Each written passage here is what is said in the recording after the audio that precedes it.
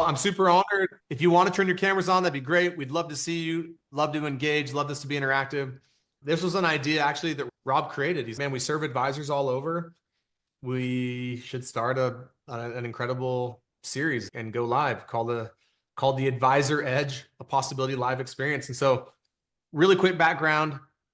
I was a financial advisor over 10 years ago, had some success helping we were an RIA focused on wealth management. We then merged with an insurance planning firm. So I got this really unique experience and background in being able to see both sides of the industry from a protection insurance side, also from an AV-based financial planning. And I was able to implement some ideas there and some strategies that allowed that firm to, within 2 years, we were bringing in as many assets under management in a month as we'd ever done historically in the history of the firm in a year. So that actually is the thing that inspired me to say, I think I want to serve more advisors, and made the decision to actually get out of the industry as an advisor and instead become a coach and consultant to the industry. And we've been doing that for 10 years. And so we coach and consult hundreds of advisors and wealth management firms every year. We love this space. We love the industry. I just got back yesterday from an event in Austin. I was speaking out there for an RIA who's a client of ours. We had a number of clients in the audience. Sal, who's our head growth leader here at the Possibility Company, he was at an event an industry event this week. We love this industry. We serve this industry, and our intention is to just pour into the industry and allow this community to continue to grow. And one of the things that we often talk about is the two most powerful tools that you have as an advisor, based on our experience, again, of coaching and consulting advisors all over the country. And I would also say advisors of all different types. We have advisors who are just getting started in the industry. And right now we have a firm that we serve that's $7 billion and everything in between. We have advisors who are new to the insurance space, and we have an advisor right now that's going to write probably 10 million in premium this year. So it's, again, this really vast experience. And so regardless of what type of advisor you are or where you're at in your business, the two most powerful tools that you have are what we refer to as leadership and language. That's it. That's really all you have to differentiate yourself and stand out, is leadership and language. Leadership, who you're being. Language, what is it you say? And one of the things that we often talk about is advisors give advice and advice informs, but leaders provide leadership and leadership transforms. And it's our opinion that we don't believe that what this industry needs is a lot more advisors out giving advice. We believe that what this industry needs is leaders who are committed to providing leadership, who are willing to show up as bold, authentic, committed leaders.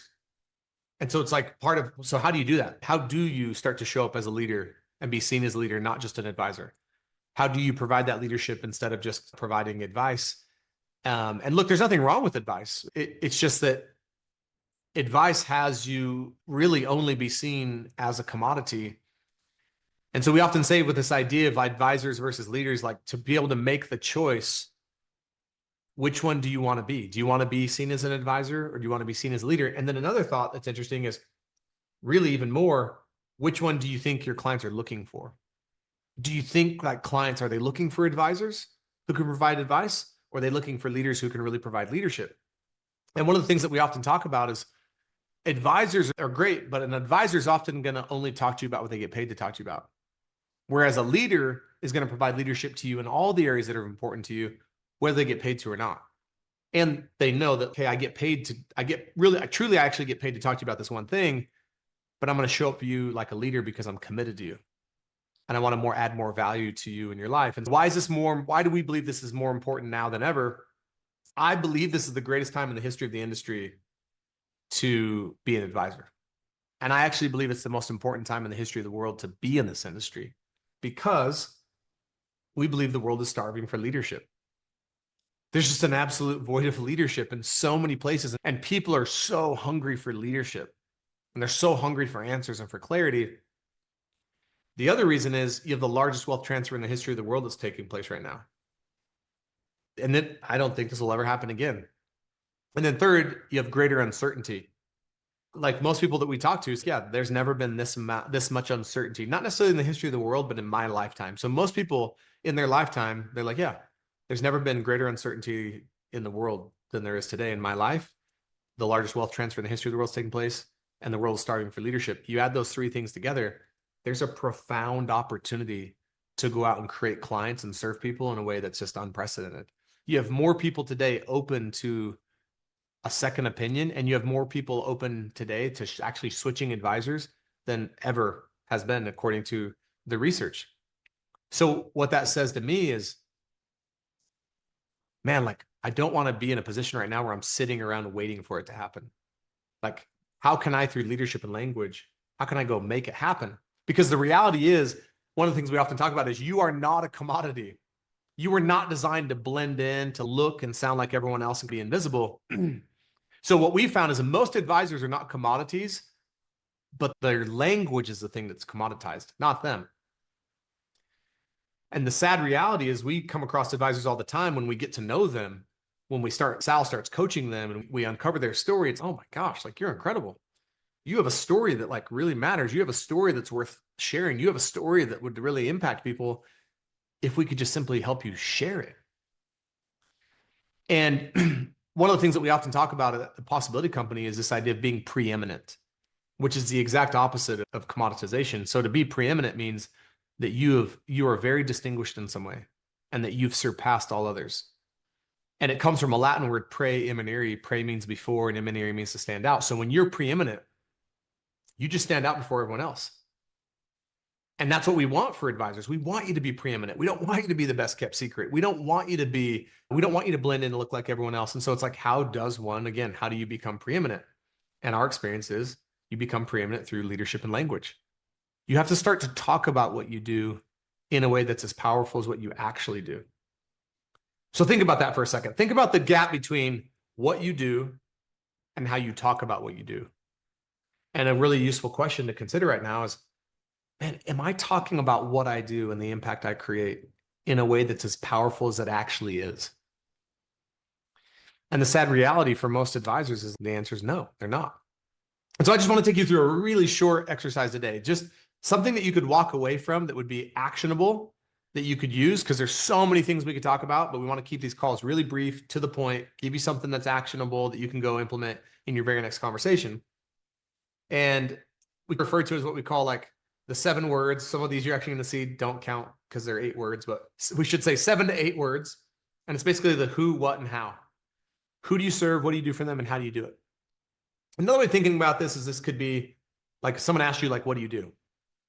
Which for a lot of advisors is a dreaded question because they don't feel like they've ever been able to answer that question in a way that's profound, that actually stands out. And so I'm going to give you a couple different ways to think about how you answer the question, what do you do? So that you can say it in a way that actually might have people lean in, that might have people actually want to know more about what you do, to ask additional questions. Another thing about this is I think most advisors, they go one of 2 extremes. When someone asks them what they do, they're either worried about saying too much, so they just say something like, I'm a financial advisor. So that's one extreme. The other extreme sometimes that they go to is they'll make it really complex and really complicated and lose people. So we don't want to do either one of those. Like, you don't want to try to do too much with it. You also don't want to do too little with it. And when someone asks you what, you don't need to have this pressure of, I've got to say something so profound and so perfect that they want to become a client. You're just trying to buy the next 10 seconds of the conversation. You're trying to say something that keeps the conversation going. That's it. So the first thing I want to say is, let's just take a lot of the pressure off of this. It doesn't need to be remarkable. It doesn't need to convince them that you have something to offer. When someone says, what do you do? You only have to say something that gets them to want to continue the conversation. And if you do that, then this has done its job. Okay. So I'm going to give you an example of what this might look like. So someone could come to me and say, hey, Chris, what do you do? It's like, we help advisors build brands that stand out. Right? 8 words. Hey, Chris, what do you do? We help advisors grow their income and their impact. Hey, Chris, what do you do? We help advisors differentiate themselves through leadership. So it's like, who's it for? What do you do? And how? Like, how does it impact them? Hey, Chris, what do you do? We help advisors move up market through more bold language. Hey, Chris, what do you do? We help advisors grow their income by being different. And I know this can be like, and here's what I love about it though. It's a forcing function. This exercise is a forcing function because it also has to be like, who? That in and of itself is worth this exercise. Because the challenge of saying, hey, Chris, what do you do? I help people. People's really broad. And I'll never forget, we had a woman one time who's not an advisor. She came to I used to put on these storytelling workshops that were open to anyone, not just financial advisors. She came to this 2-day storytelling workshop. She came in at the beginning of the workshop with this 7-word exercise. She came in saying, I help people. And by the end, she was saying, I help full-time working first-time moms. Like, I help people. It's like no one even knows how to relate to her. I don't know who to introduce her to. And the minute I help full-time working first-time moms, which I know is a little bit long, but the specificity of that. And what was crazy is my sister-in-law was that. I had a sister-in-law who was a full-time working first-time mom. And I was like, oh, you should talk to my sister-in-law. Well, this woman was with us for an entire day and I had no clue who to refer her to. And the very first time we helped her get some clarity. So it's who are we actually looking for? What is it we're going to help them with? And then how does that impact them? So I'd actually love to role play with some of this, and I'm pretty decent at this. If some of you want to engage with me, I can actually help you craft yours. But I'd love to have some of you actually take a shot at this or share with us if you've done some work around this. I'd love to help you further clarify it. Anyone willing to, Dave, Gail, or Jennifer, or Brian, anyone of you willing to take a shot at it and share with us? Yeah, let's go, Brian. So do you want me to ask you the question or are you asking me the question? Yeah. So yeah, I'm asking you, what do you do? And based on the little frame, and we'll work on it. How would you respond? Let's say I help mortgage brokers live a life of freedom by simplifying their money decisions. Awesome. Just taking some notes. I love the specificity of mortgage brokers. I help mortgage brokers live a life of freedom by simplifying their money decisions. Perfect. Just writing it down. Like our company, Financial Architects, our theme is helping people live a life of freedom by simplifying their money decisions. But like I'm part of Financial Architects, but I've chosen this market to serve. Yeah. So I've just made it more specific on like the people I help live a life of freedom. Yeah. And I think it's really brilliant. And you and I have talked about this before, Brian. Man, the idea of becoming known for something is really profound to me. Like, I want to be known for something. Yeah. It is incredibly difficult to become known for something if it's for a lot of people. It's hard enough to become known for something to a group of people. So those two things go hand in hand for what it's worth, you all. Like, your likelihood of becoming known for something goes up dramatically when you know who you want to become known for it to. But this who question is massive in all of this. So I help mortgage brokers. Now, another thing, Brian, to look at in this, sometimes the language we speak around a life of freedom, we know what that means, but oftentimes they don't. And we know how that impacts them, but sometimes they don't. So I also want to give you a couple of versions of what I call, how can we make it maybe a little bit more street level language? Yeah. Not necessarily that it's better. Like, you might say this and dude, here's the other thing. I don't care if you say, I help mortgage brokers experience pure bliss. Dude, if that's what gets them to want to talk to you more, use that. Again, I think we try to make these statements way too much. The only thing that I'm trying to do when someone says, what do you do? Is I'm trying to say something that has us stay in the conversation. Here's what I'm avoiding. If someone says, what do you do? And I tell them and they go, oh, neat. Nice. Yeah. Oh, nice. Dude, we don't want those two. The nice or the neat, dude, we're dead. We might as well just like, all right. Or cool. So Brian, what's a pain point for a lot of these mortgage brokers that you solve? Cash flow is a big one. Having a variable income, unpredictable. Okay. That's a cash flow. Dude, and do you think with your planning and your expertise, can you help them create a little more predictability? That's actually like the foundation of that's how I serve this market. Dude, check this one out. Hey, Brian, what do you do? I help mortgage brokers create way more predictability in their income. Whoa. Whoa. I don't even know what the hell life of freedom means. And I'm not taking a shot at you on that. I know you know that. I know you believe that and you know what that means. You know that freedom is on the other side of. And here's another thing. We sometimes forget that the thing that we're selling, the big picture, that's on the other side of the thing they actually want to know about. The life of freedom is on the other side of more predictable income. Whoa. It's like, That's crazy. and did you notice how I said it, Brian? Did you get the feeling I said that I don't believe it? Or did you get the feeling I said that, yeah, that's what I do? No, you meant it. Yeah. Yeah. And you It's don't like, what even do know you do? how. But Yeah, what do you do? you meant it. I help mortgage brokers create way more predictable income. I help mortgage brokers create way more predictable. And listen how I say this, way more. These are these fine tuning like ninja skills that I want to teach everyone, like intonation and inflection and like way of being. And one thing at a time, we got to get the words right first. I can't not do it anymore. It's, hey, what do you do? I help mortgage brokers create way more predictability in their income. That's going to buy me more time in a conversation with a mortgage broker. And if So it doesn't, question.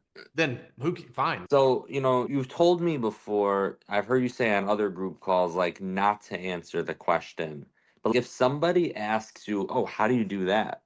Do you answer that question? So Or do you? no. And I love this. So I'm going to give you guys a bonus today. I'm going to teach you another way to answer the question, what do you do? So you have two really powerful ones you can experiment with. The worst thing that we can do, Brian, and look, advisors make this mistake all the time too in discovery calls. We'll be doing discovery with someone for the very first time, getting to know them. We'll ask them what their challenge is. They'll tell us what it is. And then what's the biggest mistake we could make while we're in discovery as an advisor? Someone just told us their challenge. What are we so tempted to do all the time as advisors in discovery meetings? Give them the answer, We the start solution. solving the problem. Yeah, no, do not do that. Keep doing discovery. They'll recognize for themselves, trust me, that you are the solution. But same thing in a what you do conversation. I don't want to jump too quickly to it when someone goes, hey, what do you do? It's like, I show mortgage brokers how to create way more predictability in their income. How do you do that? Through a lot of things, but tell me more about tell me how long you've been in mortgage business. Dude, I put it right back to them. Uh-huh. And no one ever fights me on it because people want to talk about themselves. Dude, you asked me what I did. I told you something. It kept the conversation going. Check, done. I'm done talking about what I do now. Now we're about you. But again, we think that when people ask us, what do we do? They're asking me because it's now my turn to tell them what I do. No, it's your turn to say something that keeps the conversation going. Then I get curious about you. So someone goes, how do you do that? And again, I'm not just going to disregard it. There's a lot of different ways we do it. Truly, I can tell you about that all day long, and tell me what you do. Like how long you've been in the mortgage business. And dude, they'll go there with you. And then you get curious. And then then at some point you're like, man, based on everything you're saying, I actually think I could show you some things that would be useful. We got to set up a meeting and just chat further. And I just landed a discovery meeting. I love that. I really do. And I'm thinking about making. I'm going to really think about making it like my title on LinkedIn, because I have helped mortgage brokers live a life of freedom. But now you made me want to switch it with that. You think so, Rob? Yeah. Yeah, because it's just. But again, and dude, I'm so guilty of this all the time, Brian. And one of the things I don't think we question enough is this how they would say it? Because a lot of times I say things that it's like from the perspective I have. But that's not their perspective. I know way too much oftentimes about my own industry. So it's like, I have to really do the work to be like, how would they say it? How would they want to hear it? They don't really know what a life of, even like differentiation. I used to say a lot, we help advisors differentiate themselves. And I think they know what that means. But when I go, we help advisors build a brand that stands out so they can make more money. It's like, we show advisors how to dramatically increase their income and impact. The mechanism is, and the way we do that is by helping them be different and stand out. So sometimes we're trying to reveal the mechanism too much in our what we do, which they don't care about. We're also trying to reveal the end goal of life of freedom, which they don't really care about. What they care about is, do you have something that could benefit me right now? The mechanism isn't how you benefit me right now. The long, big picture vision isn't how you impact me right now. How you impact me right now is tell me what you do that gives like a quick win that I can wrap my mind around. Variation of this, another way that I love answering the question, what do you do? That's just a slight variation, is you frame it in their pain and frustration. So it's, hey, Brian, what do you do? Well, man, I often work with mortgage brokers who probably one of their biggest stressors is the lack of predictability in their income. And I just stop. I didn't tell you anything what I do. I revealed to you the biggest pain point. But what do you think is the likelihood if you said that to a mortgage broker, he or she's going to go, that you just described to me? Yeah. Think of the power of having someone feel seen in 30 seconds where they're like, Mm. wait, you get me? I don't even know who you are. So you just take what you do and you frame it in a pain point. So I could take any one of those examples I just gave earlier, like, for example, an advisor. Hey, what do you do? Man, we often work with these incredible advisors that they're amazing, but they've just never really built a brand. And so they feel like they're the best kept secret and they just, feel invisible. Or, man, we often work with these incredible advisors who know they have so much more to offer, but they just feel like they're the best kept secret, man. Or, man, we often work with these incredible advisors who know that they're amazing, but they're just like confused as like, why am I not creating more income and more impact when I'm this good? Any one of those would likely have a lot of advisors be like, oh man, I can relate to that. That's me. And then you go, man, tell me more about that. I just get into discovery. Love that. Okay. Anyone else? I know we only have a few minutes left here, but anyone else have one they want to run by me? And or just, was there any questions or thoughts that occurred just because I did that with Brian a little bit? Dave, what do you got for me, man? Yeah. So Chris, I was just running through the exercise like a couple of days ago, and we're known for helping small business owners harvest wealth from their business to build a life of significance personally. And we do it faster and with less effort. But I'm trying to figure out how to make that shorter. You know? So I'll just share a rapid fire couple on you that I hear in that, Dave. It's, hey, what do you do? Oh, dude, I show small business owners how to extract a lot more money out of their business for them personally. Yes. That's essentially what you're saying. We're just taking a long time to say it. It's, what do you do? Oh, dude, I can show a small business owner how to extract way more money out of their business than they're probably currently taking out so that they can also benefit from personally. Yeah, it's wordy the way I was saying it. So I stumble. And look, you use the word harvest. Yeah. That's a really common term, but it's only common if you're in the industry. But again, that's a little bit of this disconnect. And look, I fall victim to it all the time, Dave. I'll speak the way we speak here at the Possibility Co. Yeah. But that's not how they speak. And when I say they, whoever we're serving. And dude, if there's anything that any of us could ever remember, you're never selling to you. But that's how we talk. We talk a lot of times like we're selling to us. You know what I mean? Yeah, for sure. And if I can remember that, it's, dude, I got to sell to this guy.